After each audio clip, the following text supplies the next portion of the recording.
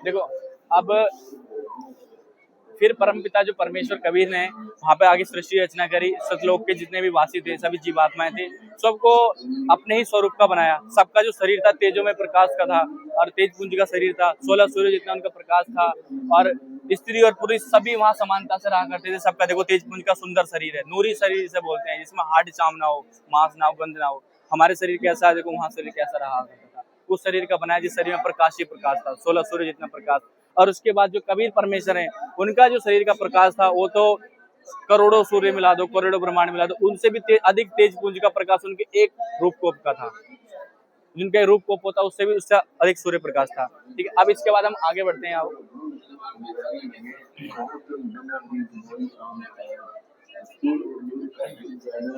अब देखो क्या होता है यहाँ पर, जब कबीर परमेश्वर उस स्त्री को ये शब्द शक्ति देने के बाद ज्योति निरंजन के पास भेज देते हैं, ज्योति निरंजन के पास भेज देते हैं, उससे कहते हैं कि जितने तुमसे जीव उत्पन्न करने के लिए ज्योति निरंजन कहेगा तुम उत्पन्न कर देना। जब ज्योति निरंजन के सामने जो वो स्त्री है, दुर्गा जी है, वो आती है, वो स्त्री आती है, तो उस स्त्री को युवावस्था में और सुंदर देखने के बाद जैसे क्या होता है कि ज्योति निरंजन के मन में गलत विचार आ जाती है, गलत धारणा उत्पन्न हो जाती है, जिस वजह से उनके साथ गलत अभद्र व्यवहार करता है, जैसे जबरदस्ती बोलते हैं ना, ऐसे गलत व्यवहार करता है। अब इस अवैध व्यवहार से जो दुर्गा जी है, जो स्त्री है, बहुत दुखी हो जाती है, बहुत परेशान होती है, वो रोने लगती है। अब उस व्यवहार से क्या बोलते हैं, परेशान होकर वो एक अपना छोटा सूक्ष्म शरीर बनाकर ज्योति निरंजन के पेट में प्रवेश कर जाती है, जैसा इस पोस्टर में आपको दिखाया गया है, ऐसे आपको दिखाया गया है। अब और वो पेट में जाने के बाद रोने लगती है, इसमें आप देख सकते हो। अब पेट में जाने के बाद वो रोने लगती है, परेशान होती है और वो परमात्मा को याद करती है। और तो उसकी इस प्रेरणा को, इस प्रार्थना को सुनकर कबीर परमेश्वर जो है अपने सबसे छोटे भाई को, उसके छोटे भाई को, अपने सबसे छोटे पुत्र को उनकी सहायता के लिए भेज देते हैं। जोगजीत इसका नाम होता है, योगजीत इसका नाम होता है, उसकी सहायता के लिए उसको भेज देते हैं। और उसकी सहायता से क्या बोलते हैं, फिर कबीर परमेश्वर जो है और जो योगजीत जो है उसको उसके पेट से बाहर निकालते हैं, जैसा आप देख सकते हो। हाँ, ये ज्योति निरंजन के पेट में, हाँ उसके पेट में वो अपना सूक्ष्म छोटा शरीर बनाकर ज्योति निरंजन के पेट में प्रवेश कर जाती है और वहां से परमात्मा को याद करती है भगवान, और वहां बैठ कर रोती है, रोकर याद करती है। तो भगवान उसकी इस प्रार्थना को सुनकर प्रकट होते हैं, आते हैं। योगजीत जिनका जो छोटा वो होता है पुत्र सबसे, उसको भेजते हैं और कहते हैं कि क्या बोलते हैं कि उसको उसके पेट से बाहर निकालते हैं, जैसे आप यहाँ देख सकते हो, उसको पेट से बाहर निकाला। ऐसे गलत व्यवहार के कारण जो ज्योति निरंजन होता है उसको काल का रूप दिया जाता है, वो काल कहला जाता है। और उससे कहा जाता है कि तू 1 लाख प्राणी मार खाएगा और 1.25 लाख उत्पन्न करेगा, तब से ही वो ज्योति निरंजन काल निरंजन कहलाया और काल कहलाया। और जो हाँ काल कहलाने लगे ज्योति निरंजन, तब से वो काल कहलाया, जिससे उसका ही नाम काल पड़ा।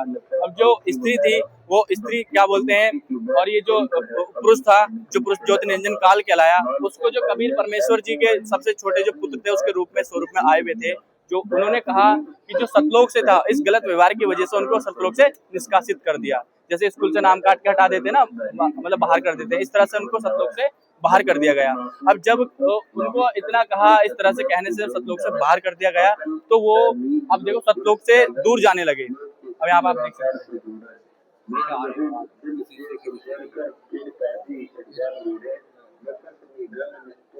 देखो यहाँ देख सकते हो आप, जिसे उनको जब सतलोक से बाहर जाने के लिए कह दिया गया, सतलोक से बाहर कर दिया गया, वो ऊपर सतलोक का दृश्य दिखाया गया और सतलोक से इतना कहने के बाद वो अपने 21 ब्रह्मांड के साथ इस तरह नीचे आने लगे, इतनी दूर जाने लगे, इस तरह से दूर जाने लगे। और इस तरह से चलते चलते सतलोक से कितनी दूर आ गए, यहाँ पे लिख सकते, देखो नीचे पड़ा हुआ है, 16 शंख कोश की दूरी पर आ गए। जैसे बोलते हैं ना, अरब खरब पदम शंख असंख, इस तरह से 16 शंख कोश की दूरी पर आ गए अपने 21 ब्रह्मांड के साथ। कौन? ज्योति निरंजन काल और देवी जी, दुर्गा जी जो कहलाई, वो स्त्री कहलाई।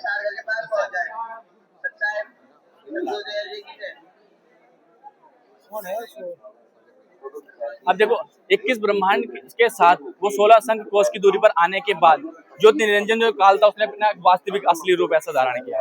अब जो देवी जी थी वो उसने अपना एक ऐसा रूप धारण किया जहाँ से वो दुर्गा कहलाती है। वो इस तरह से देवी प्रकृति बोलते, प्रकृति के लिए इस तरह से अपना रूप धारण किया। उसके बाद इन्होंने क्या बोलते हैं, जो ज्योति निरंजन होता है दुर्गा जी के साथ 3 पुत्रों की उत्पत्ति करता है और तीनों का नाम होता है ब्रह्मा विष्णु महेश। वो छोटी बाल अवस्था में होते हैं और उनको अचेत कर देता है। इसके बाद आगे चलते हैं। देखो जैसे वो बालकपन में उनको अच्छी व्यवस्था में रखता है, बोलते हैं ना कोमा में है या बेहोश है, उस स्थिति में रखता है बचपन से उनको उत्पन्न करने के बाद, और उसके बाद की जो रचनाएं होती है वो आप आगे से आपको तीनों को काली ही उत्पन्न करते हैं ना, काली उत्पन्न करते हाँ, हैं तीनों को काल ही उत्पन्न करता है। तीनों को काल उत्पन्न करने के बाद उनको अचेत कर देता है, और उसके बाद दुर्गा जी से कहता है कि आज के बाद मैं अव्यक्त प्रतिज्ञा करता हूँ कि मैं अव्यक्त रहूंगा, मतलब किसी के सामने नहीं आऊंगा, अपने वास्तविक रूप के दर्शन किसी को नहीं दूंगा। अब देखो सतयुग में रहे तो कितना अच्छा स्वरूप था, अब काल ने अपना ऐसा रूप बनाया हुआ है वास्तविक रूप, अगर इस रूप में वो किसी को देखेगा तो कोई उससे बचना चाहेगा, सब सब उससे क्या बोलेंगे कि हम वापिस जहाँ से आए हैं वहीं जाएंगे, वो लालसा जागने लगेगी, जानने की कोशिश करेंगे। तो इसलिए अव्यक्त होने की प्रतिज्ञा कर लेता है कि मैं अपने वास्तविक रूप के दर्शन किसी को नहीं दूंगा। वो इस चीज की प्रतिज्ञा करता है और दुर्गा जी से कहता है आगे की जो रचना है वो आप करोगे, उसकी कार्यभार की जिम्मेदारी उनको दे देता है, कार्यभार उसको सौंप देता है कि आगे की रचना तुम करो, मैं अपने वास्तविक रूप के दर्शन किसी को नहीं दूंगा। दुर्गा जी कहती है कि तुम्हारे लोक माया जबरदस्ती करवाता, मनमानी करता है, कहता है कि तुम खाली रहोगी लेकिन सब कुछ करने वाला मैं ही रहूंगा, तुम्हारे माध्यम से करवाऊंगा लेकिन मैं किसी के सामने नहीं आऊंगा, करने वाला सिर्फ मैं ही रहूंगा। तो दुर्गा जी को इस चीज की प्रधानता देता है। अब आगे चलते हैं। देखो जब क्या बोलते हैं, जब दुर्गा जी और एक काल निरंजन के तीनों पुत्र बड़े हो जाते हैं, ब्रह्मा विष्णु महेश युवा अवस्था में हो जाते हैं, बड़े हो जाते हैं, तो इनकी अचानक अवस्था जो अचित अवस्था होती है उसको उनसे उजागर करता है। अचित अवस्था को तोड़कर जब वो अपनी युवा अवस्था में आ जाते हैं, जवान हो जाते हैं, तो दुर्गा जी आगे की रचना को आगे 21 ब्रह्मांड की जो उनकी रचना होती है उसको आगे बढ़ाती है। उसमें कहती है कि क्या बोलते हैं, ब्रह्मा विष्णु महेश तीन गुण इनके पास होते हैं ना, तीनों को के गुण का प्रधानता बना देती है। और ये कहती है कि आज से जैसे हम कहा जाता है ना, एक पालन करेगा, एक रचना करेगा, एक संहार करेगा, तो उन तीनों गुण की प्रधानता का अधिकार इनको दे देता है। उसके बाद देखो आगे इधर चलते हैं, जैसे देखो उसमें दिया गया है, अब देखो इसके आगे चलते हैं।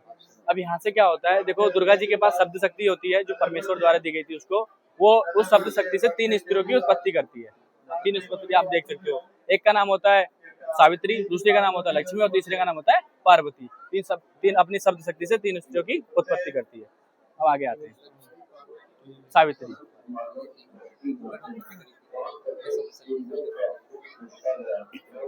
अब ये देखो यहाँ पे देख सकते हैं, वो 3 स्त्रियों की उत्पत्ति करने के बाद क्या करती है, उनका विवाह करा देती है अपने तीनों पुत्रों के साथ। जैसे ब्रह्मा जी का सावित्री जी के साथ, हाँ ब्रह्मा जी के सावित्री के साथ, विष्णु जी का लक्ष्मी के साथ, शिव जी का पार्वती के साथ, उन तीनों का सिंपल विधि विधान से वो विवाह कर देती है। और देखो वहीं से ये लोग श्रृंगार और क्या बोलते हैं, अपनी जो उनकी श्रृंगार और आभूषण होते हैं उनकी व्यवस्था चली आ रही है, ठीक है, वो उस चीज का विवाह कर देती है।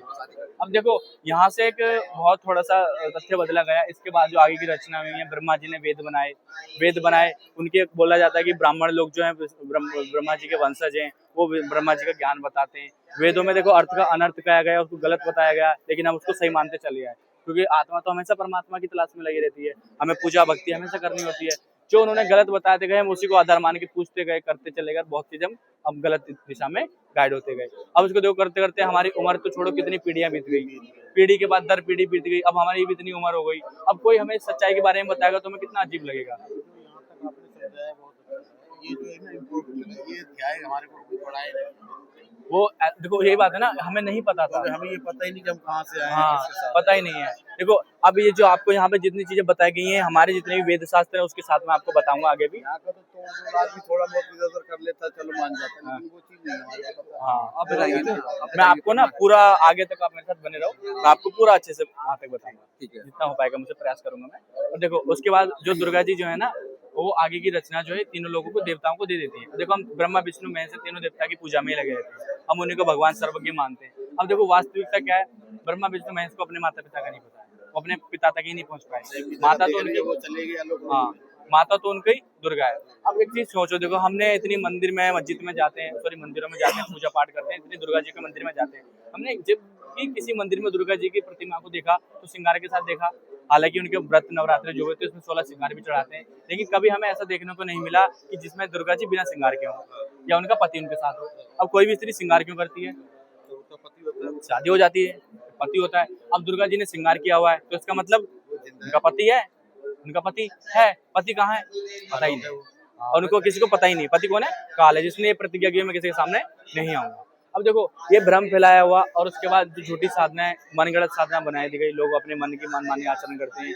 अब मन माने आचरण को बढ़ा दिया गया, इतना बढ़ावा आजकल देखो, आजकल बढ़ा दिया गया। आज इंसान समझते भी हैं कि पाखंडवाद बहुत ज्यादा चल रहा है, लोग गलत को सही और सही को गलत मान लेते हैं। क्यों? क्योंकि समझ नहीं होती और दूसरी बात हमारे बुद्धि का विकास नहीं हो पाता उतना, हम गलत संगत जो है निकलने नहीं देते ना उस गड्ढे हाँ में से, जो बढ़ाते हैं आगे। वो हाँ बढ़ाया जाता है। अब लेकिन देखो हमारे हमेशा युग रहते हैं, 4 युग रहते हैं ना, तो जो भगवान होते हैं, अब देखो जैसे पिता होता है, उसके पिता का जो बेटा होता है, उसको कभी भी परेशानी होगी तो बाप क्या कहता है, उसके लिए चिंतित होता है, चाहता है कि वो मेरा बेटा परेशान ना हो करके। तो इसी तरह से इस कलयुग में भी जो कबीर परमेश्वर जो पूर्ण ब्रह्म थे, वो आते थे, हर युग में आते थे और इस युग में कलयुग में भी वो आए थे। और उन्होंने आने के बाद अपनी जीवात्माओं को, अपने प्यारे बच्चों को उस चीज का ज्ञान का अवगत कराने की कोशिश की, अवगत कराया, ज्ञान दिया, समझाया।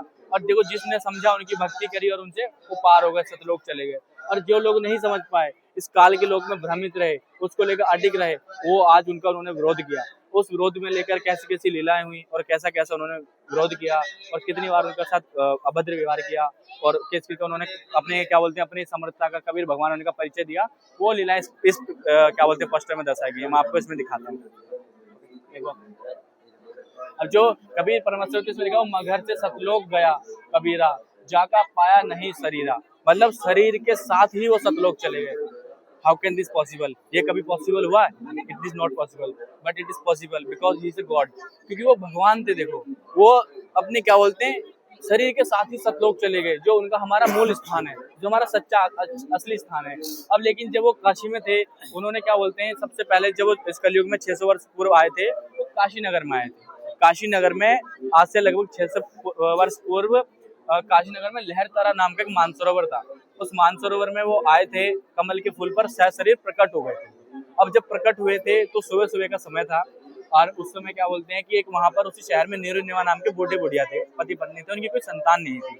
तो वो अपनी संतान की चाहत को लेकर हमेशा चिंतित रहा करते थे। तो वो रोज सुबह उस मानसरोवर में स्नान के लिए जाया करते थे।